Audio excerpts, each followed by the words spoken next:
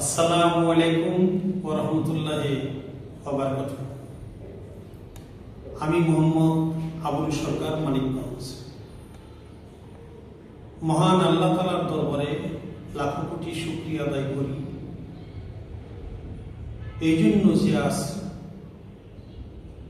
প্রায় 5 মাস পরে কাশিমপুর কারাগার থেকে মহান আল্লাহ তাআলার দয়া ইচ্ছায় জামিনে মুক্তি পেয়ে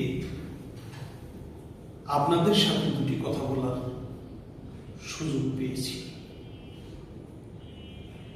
আমি আপনাদের কাছে করজোড়ে আমার এই মিনতি জানাব, মানিকগঞ্জ জেলার জাবরা খালাপাগড়ির মাজারে নভেম্বরের 4 তারিখে জীব পরবের পালা গানের মঞ্চে আমার জীবের অভিনয়ে হাজারো কথা বলার ফাঁকে একটি আঞ্চলিক বেফাস শব্দ আমার মুখ ফসকে বেরিয়ে যায়।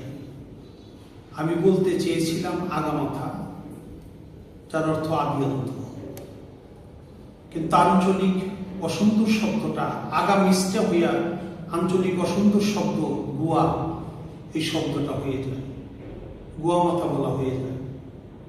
যে কারণে আপনারা ধর্মপ্রাণ মুসলমান, আশেকান জাকেরান সবাই আমার প্রতি কষ্ট পেয়েছে।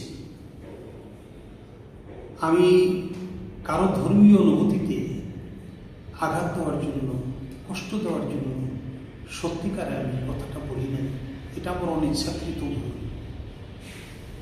তাই আপনারা তো কষ্ট পাইছেন, আমি সেজন্য আমারই অনিচ্ছাকৃত ভুলের জন্য আপনাদের সকলের কাছে করজোড়ে ক্ষমা চাই। ধর্মপ্রাণ মুসলমান, আশেকান জাকেরান যারা কষ্ট পেয়েছে তারা মেহরবানি করে আমাকে ক্ষমা সুন্দর দৃষ্টিতে দেখবেন,